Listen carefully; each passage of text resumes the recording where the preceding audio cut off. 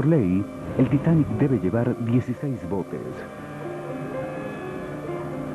No obstante, tiene 20, pero solo pueden transportar a 1.200 personas. 1.000.000 de pasajeros no tienen cómo escapar.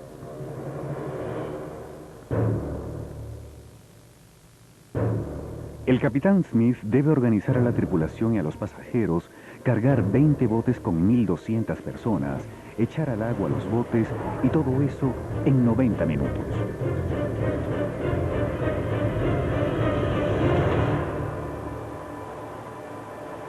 Es más de lo que cualquier hombre puede soportar. Luego del choque no se tienen muchos reportes del capitán Smith. Tal vez sufría mucho por el impacto, pero estaba en una posición donde debía conservar el mando y dar órdenes precisas a sus oficiales. La confusión crece mientras los botes salvavidas son cargados y lanzados al agua. Como era muy pequeña, estaba en un saco y luego mi madre se dio cuenta de que estaba con ella, pero mi hermano no. Así que tenía mucho más de qué preocuparse. Obviamente no podía hacer nada estando en el bote e intentaba mantenerme caliente, hacía muchísimo frío. No hay coherencia. En estribor, el oficial Murdoch ordena que los primeros en los botes sean mujeres y niños. Pero si no hay nadie más esperando, permite que aborden hombres. En babor, el oficial segundo Lightoller dice solo mujeres y niños. El Titanic era un microcosmo flotante de la sociedad de 1912. En esa sociedad, cualquiera de los hombres a bordo del Titanic no le habrían dado su puesto a una mujer. Sin embargo, si no lo hubieran hecho, hubiese estado muy mal.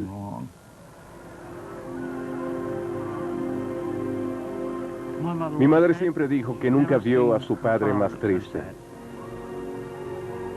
Mi abuela siguió gritándole, Tom, ve al otro lado y encuentra un bote salvavidas. Pero no se movió.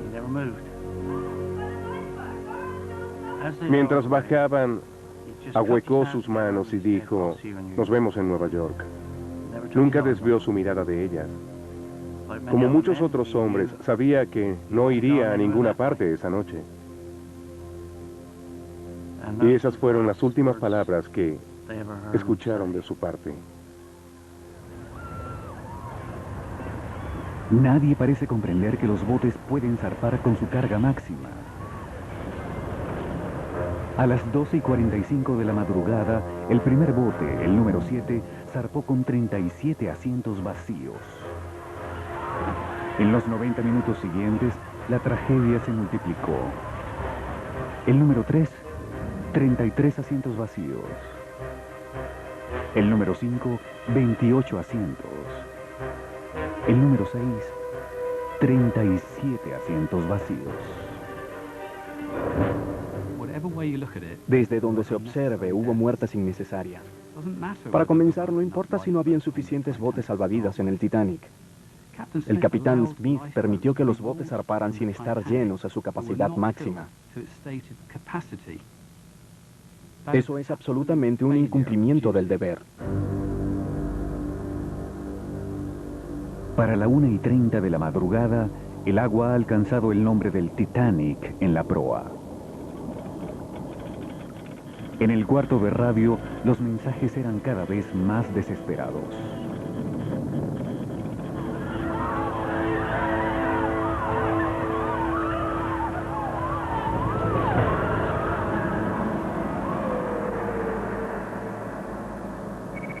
...13 de agosto de 2005... ...día 4 de la expedición de The History Channel... ...a bordo del Keldysh. La segunda inmersión con Roger Long y Ralph White... ...ha terminado. ¡Felicitaciones! ¿Cómo les fue? ¿Cómo estuvo? Llegamos hasta abajo y pudimos ver la curvatura del pantoque y no vi ninguna señal de daño en la parte interior del fondo. No lo vimos todo, pero... Roger y Ralph no han visto daños en la quilla del pantoque de estribor. Ninguna evidencia que apoye la teoría de fondo. Vamos a tomar un par de minutos para sostener la respiración Y continúan las malas noticias. La tormenta tropical Irene se ha fortalecido y ahora es un huracán y se está acercando.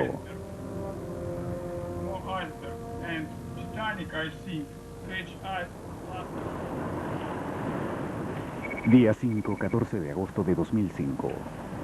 Al día siguiente, los Mir son llevados a mantenimiento. La teoría de fondo, la razón original de la expedición, parece muerta. Esto realmente coloca la balanza en contra de la teoría del daño en el fondo. Ahora, ¿hacia dónde vamos? Tenemos piezas pesadas. Con una sola inmersión restante, Bill Lang sugiere una nueva dirección. En nuestra investigación, Hay muchos escombros al este de la popa. Existen muchos vacíos en las investigaciones del 85 y del 86 sobre el área. Son suficientemente grandes como para que se conserven algunas piezas grandes.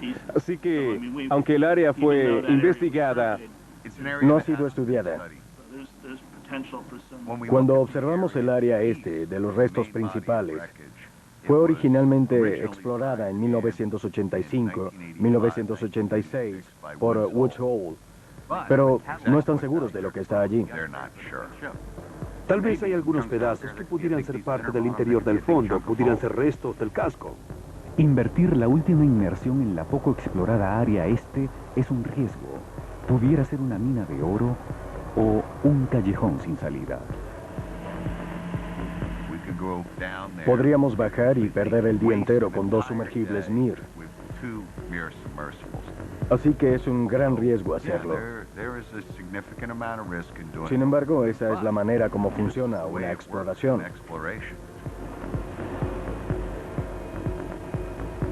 Es su última oportunidad. El éxito o fracaso de la expedición depende de la inmersión final.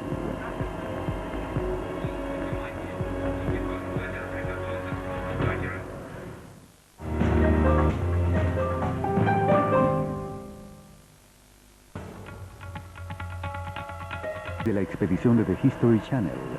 La inmersión final hacia el Titanic está comenzando. En el Mir 1 están John y Richie. En el Mir 2, el cineasta Kirk Wolfinger y el representante del Departamento de Estado de Estados Unidos, Bob Bloomberg. bienvenido. gracias. Hasta los momentos en el sur no han encontrado evidencia de daño en la parte inferior. Ahora se arriesgan y se dirigen al este, a un área que ha sido poco explorada.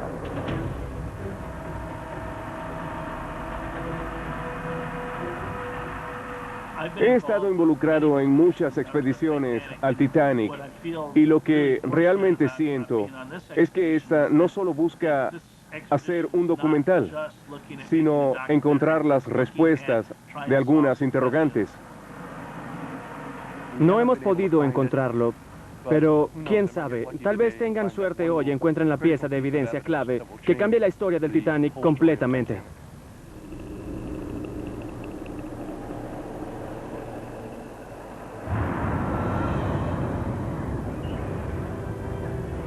...15 de abril de 1912, 2:05 de la madrugada. Solo 2 botes salvavidas han zarpado. 1.500 personas continúan a bordo. Entre ellas, Alma Paulson y sus hijos. Como muchos pasajeros de tercera clase, para el momento que logran llegar a la cubierta del barco no hay otra vía de escape. Para ese momento la mayoría de los botes salvavidas habían bajado. Ya era muy tarde para que los pasajeros de tercera clase lograran llegar a ellos. Se encontraban muy abajo del barco. Wallace Hartley y los músicos probablemente continúan tocando. Nadie sabe exactamente cuándo se detienen. Sin embargo, su valentía será el símbolo de lo mejor de la tripulación del Titanic esa noche.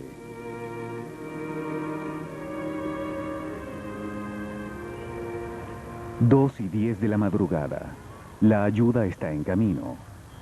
80 kilómetros al sureste, el transatlántico de Cunard, Carpathia, ha escuchado el llamado de auxilio y acelera para llegar a la escena. Pero pasarán 2 horas más antes de que lo logre.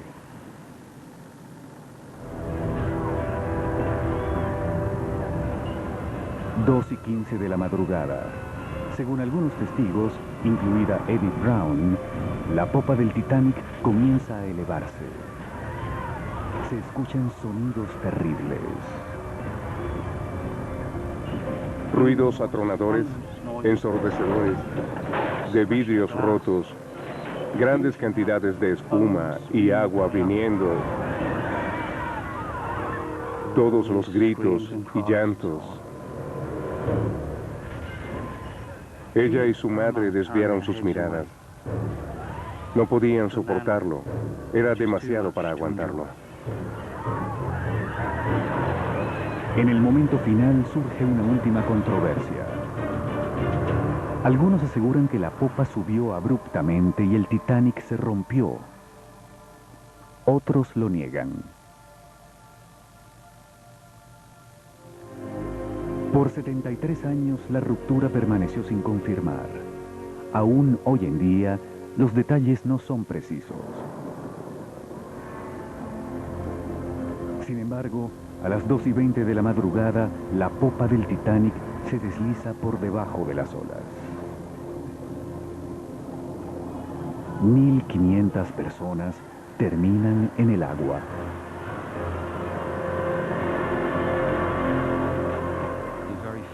Los pocos sobrevivientes que fueron sacados del agua minutos luego de la inmersión lo recuerdan como si miles de cuchillos los hubieran atravesado.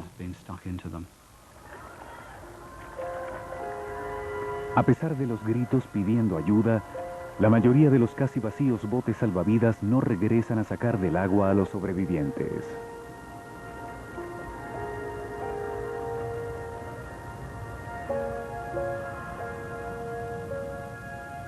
Una vez que los gritos quedaron atrás, más de 700 personas en los botes continuaron sin nada más que frío y silencio.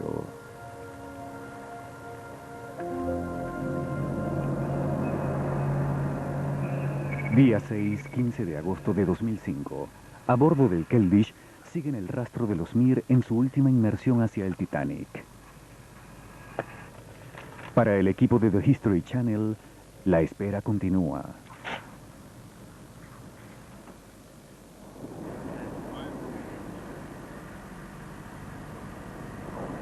Ahora no hay nada que podamos hacer. Están abajo echando un vistazo. Les dimos toda la información que teníamos. Lo que nos resta es esperar y tener la esperanza de que cuando regresen tengan lo que necesitamos. 77 metros. Mir 1, tercera inmersión. Muy bien, estamos a 91 centímetros del fondo. Justo aquí encontramos ¿Ves algo? algo. Sí, ahora veo algo. Sí. Muy bien, echa un vistazo.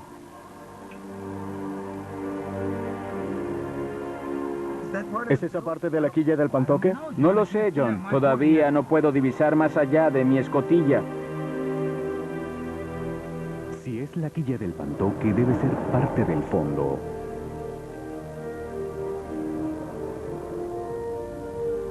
Creo que sí lo es. Sí, sí, sí. Estamos viendo la parte inferior del barco. Sí, lo es, absolutamente. Increíble. Sí. Sí, sí, sí. Es un doble casco. Es un doble casco. Mira esto. Queremos documentar esto mientras podamos. Es la quilla del pantoque. La pintura roja continúa claramente visible. Estamos cara a cara con una pieza de la parte inferior del Titanic. Pero, ¿cuánto mide? ¿Es un corte transversal con dos quillas de pantoque? ¿Qué dice? ¿Estás viendo la parte inferior completa? Sí. La única forma de probarlo en este momento es si lo recorre todo y se devuelve por el otro lado. Muy bien, vamos a darle la vuelta. Vamos a darle la vuelta. Si le dan la vuelta por completo y si encuentran la quilla del pantoque del otro lado, significa que esa pieza es la sección entera, abarcando el ancho completo del casco del Titanic de quilla a quilla.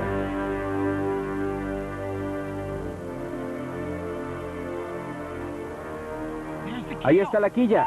Dios mío, John. Esa es la quilla. Esta es la quilla del Titanic. Ese es el centro del naufragio. Sí, mira eso.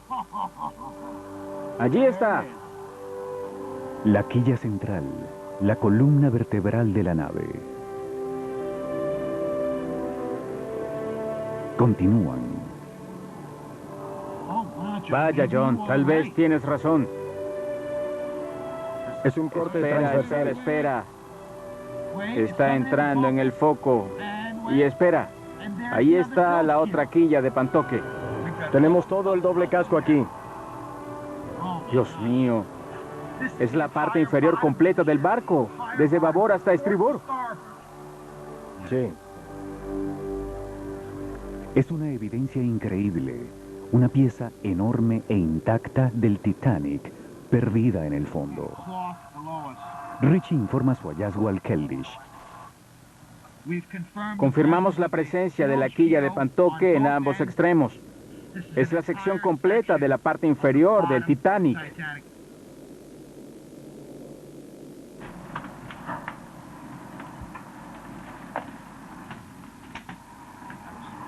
Venía a buscarte. Encontraron lo que parece ser la sección completa de la parte inferior, al revés, con la pintura intacta.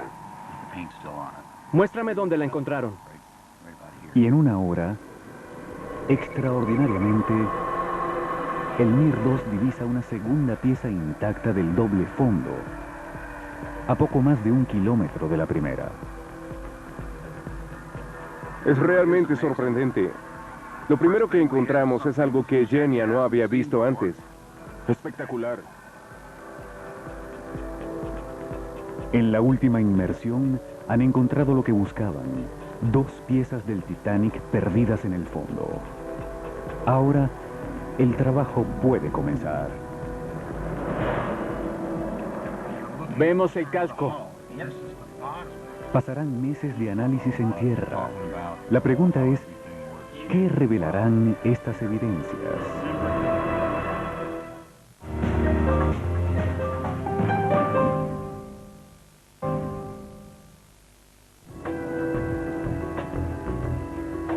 El 8º día de la expedición de The History Channel ha terminado. La fase 2 comienza ahora. Tratar de revelar los secretos escondidos en el acero. Esa pieza... Por los próximos 4 meses, el equipo se separa. Tengo en esta pantalla nuevas piezas. Nuevos miembros se unen, trabajando individualmente, manteniendo conferencias por teléfono y correo electrónico. Todos luchan por analizar las piezas del casco de doble fondo. Si observamos esta pieza de acá, esto es totalmente pasmoso. Es la pieza más significativa de las grabaciones del Titanic que he visto en mi vida. En octubre surge la primera revelación. Basado en el video submarino, el artista Ken Marshall crea dibujos a escala de las piezas.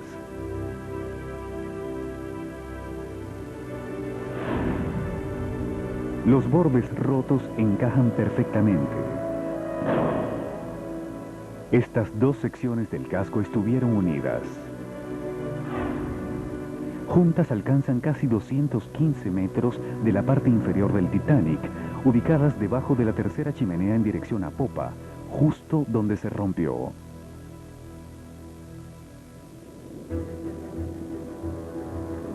Estas piezas son las mejores evidencias forenses que los ingenieros y arquitectos navales tienen para entender la ruptura. Lo mejor que hizo la expedición fue bajar y filmar los bordes. Así podemos ver exactamente la forma del acero al momento de separarse. También podemos ver los lugares donde las piezas se comprimieron y donde fueron dobladas. Y si podemos ir hacia atrás y encajar todas estas piezas, podremos recrearlo de nuevo y encontrar una buena explicación de cómo fue exactamente que el barco se rompió.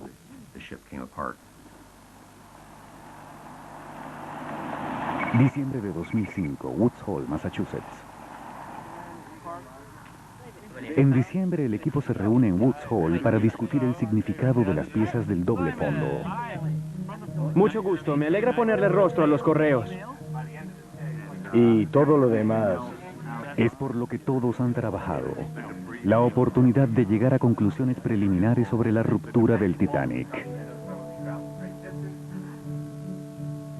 Hola, en lo que hemos estado trabajando es en la data recolectada entre 1985 y 1986, las expediciones de Bill Lang comienza. Este es un acercamiento, la popa está justo aquí. Ha estado trabajando para trazar un mapa del campo de escombros, ya que piensa que contiene pistas para establecer una línea de tiempo del desastre. Muy bien, tienen 1,80 m de quilla en 2 piezas, aproximadamente. Bill está convencido de que la ubicación de las 2 piezas del doble fondo alejadas hacia el este marca el momento donde comenzó la ruptura. Bien, creo que este es el número 1. ¿Está bien? Porque el número 1 para mí es donde el barco se rompe. Este es el primer campo de escombros asociado con el barco. ¿Dices que estas 2 piezas de la parte inferior se hundieron mientras que la proa y la popa continuaban en la superficie? Sí, sí. Y en ese momento representa probablemente cuando la proa y la popa empezaron a separarse. Entonces eso significa que este es el lugar. Justo sobre esto es donde... Es donde el barco se rompió. Su momento final. En algún lugar aquí el barco colapsó cuando la quilla se rompió, porque estas son las secciones de la quilla. Sin embargo, a pesar de que este sea o no el punto real, ¿qué ocasionó la ruptura? ¿Cuándo comenzó? ¿Cómo progresó? ¿Y cómo determinó el destino de los pasajeros? Desde que la ruptura fue confirmada en 1985, la mayoría de las investigaciones del Titanic creen que comenzó justo antes de la inmersión final. Según esta teoría, el Titanic alcanzó un ángulo elevado, más de 30 grados, y el peso de la popa provocó la falla de la estructura, agrietándose de arriba hacia abajo.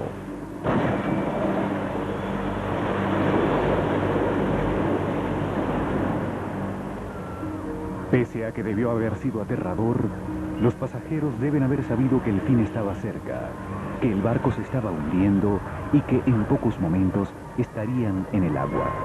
Bien, cuando comencé a ver los videos y datos que arrojó la expedición de The History Channel, lo único que pude concluir fue... Pero para Roger Long, los hallazgos de la expedición sugieren que el momento de la ruptura pudo haber sido otro y el ángulo menos elevado.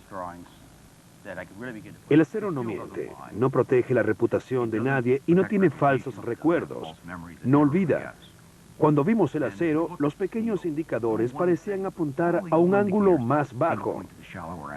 Estamos de acuerdo en que la popa se rompió porque fue elevada y al actuar el peso del agua contra el peso de la popa, el barco comenzó a doblarse así.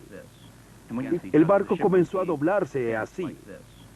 Y cuando doblas una estructura muy grande, como un barco o una viga maestra, la parte superior se estira y se hace más larga, mientras que la parte inferior se pliega. De este modo tenemos tensión en el tope y compresión en la parte inferior y en algún punto medio. Roger cree que si la popa se agrietó en un ángulo más alto, los extremos de la ruptura se habrían separado en la parte superior y se habrían comprimido en la parte inferior. Pero los extremos rotos de las cubiertas superiores del Titanic no parecen solo haberse separado. Se destrozaron y se precipitaron al fondo. Y los extremos del doble fondo, que debieron haberse aplastado y comprimido, en vez de eso aparentemente se rompieron de manera limpia. De romperse desde este ángulo superior, toda la parte de arriba se hubiese ido al fondo sin mayores daños, y todo el caos y la compresión hubiese sucedido en la parte inferior. Y lo que vemos es exactamente lo opuesto. Y además, si la ruptura hubiese sucedido como en la película, todo se hubiese separado y no hubiésemos visto la evidencia de todas estas piezas aplastadas y torcidas y todo eso. Así que el punto clave aquí es que algo interrumpió la ruptura. Roger ahora piensa que la ruptura se inició en un ángulo bajo, quizás a 11 grados, y progresó en 2 etapas.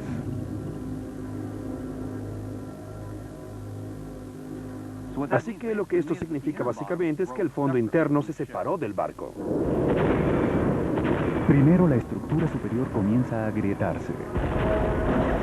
El agrietamiento se detiene en el doble fondo, que es lo que ahora mantiene unido al Titanic, y comienza a doblarse bajo la presión. Entonces los lados comienzan a separarse y el doble fondo comienza a ceder. Gran cantidad de agua empuja el punto medio del barco hacia abajo, doblando al Titanic hacia el otro lado. Las cubiertas superiores se comprimen juntas. La proa se va hacia el fondo, mientras que la popa es la última en hundirse.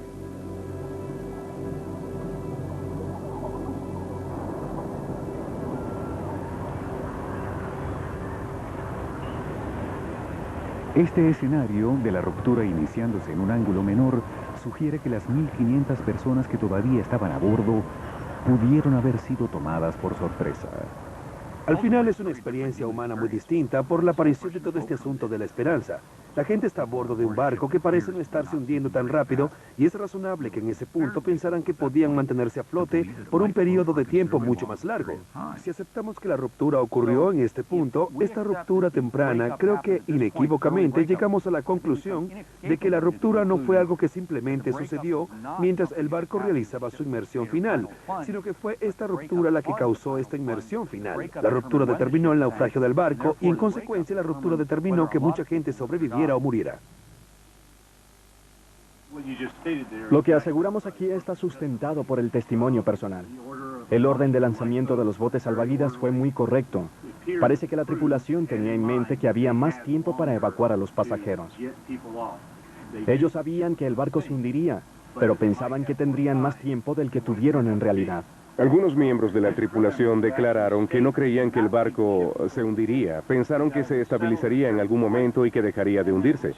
Creo que eso era lo que todos estaban esperando, que el barco se mantendría a flote como su propio salvavidas hasta que llegara el Carpathia o los barcos de rescate. La gente de arriba estaba concentrada en los botes y la gente de aquí estaba concentrada en el hundimiento. Si el Titanic se hubiera mantenido a flote por más tiempo, las pocas horas de tiempo extra que los miembros de la tripulación esperaban hubiesen hecho toda la diferencia. Fue aquí cuando Lightoller, según creemos, se encontraba y ciertamente no estaba viendo lo que estaba sucediendo. Apenas 2 horas después del naufragio, arriba el Carpathia. El amanecer revela una enorme cantidad de hielo y cuerpos flotando. Mi madre decía que lo peor lo había visto en la mañana. Ver a todas estas personas amontonadas en los botes de pie, con sus chalecos salvavidas. El frío era demasiado para permitir la vida. Así que todos estaban amontonados en los botes salvavidas. Estaban muertos de frío todos. 1.500 personas han muerto.